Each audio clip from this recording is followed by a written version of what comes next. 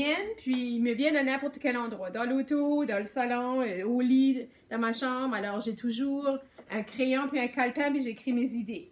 C'est plus pratique pour moi d'écrire au crayon au début. Et il y a même des recherches qui démontrent que le mouvement de la main développe des cellules de notre cerveau qu'on ne développe pas en tapant à l'ordinateur. Ça fait qu'au début, je trouve que les idées viennent plus vite d'écrire à la main.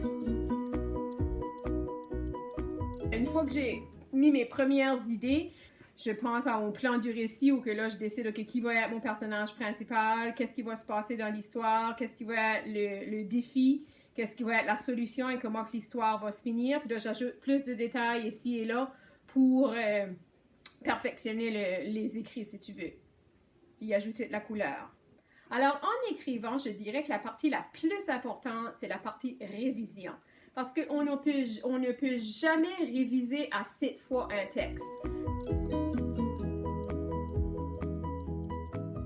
Mais si tu le laisses, puis tu y reviens juste quelques jours plus tard ou même le lendemain, tu vas voir des nouvelles erreurs ou tu vas vouloir dire quelque chose différemment. Puis, il y a plusieurs mots aussi que faut que des fois, tu penses à des tels mots, mais c'est trop des mots communs. Essaye à aller avec des mots, on dit des mots de $1000 ou des mots du dimanche. Essaye de trouver des mots vraiment descriptifs, vraiment spécifiques de qu'est-ce que tu veux dire. Alors moi, mes meilleurs amis, c'est souvent le dictionnaire ou même des livres de synonymes, moi aussi. Mais le dictionnaire va t'aider à savoir comment écrire des mots. Puis parfois aussi, ils vont te donner des synonymes ou des antonymes à la fin du mot. Puis aussi, il faut faire sûr, c'est certain qu'il faut faire sûr qu'on conjugue nos verbes de la bonne façon.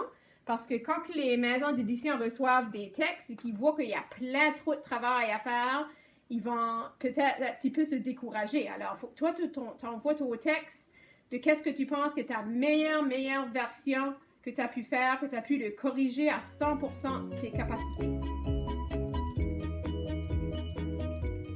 Alors là, prochaine étape, on est rendu à vouloir soumettre un manuscrit. Alors, il faut faire sa recherche. Moi, personnellement, je voulais choisir une maison d'édition où que je peux parler face à face avec des gens. Alors, j'ai choisi Bouton d'Or ici à Moncton. Après avoir soumis mon manuscrit, après 6 à 8 mois d'attente, j'ai finalement reçu l'appel que j'attendais. Elle-même, Marie Cadieux, la vraie directrice littéraire de Bouton d'Or d'Acadie, puis, elle me disait au téléphone qu'elle serait intéressée de me rencontrer parce qu'il y avait une possibilité de peut-être de publier certains de mes manuscrits.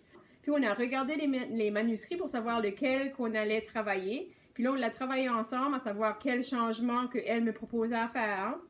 Puis, suite à ça, moi, j'ai fait les changements, puis je lui ai envoyé de nouveau.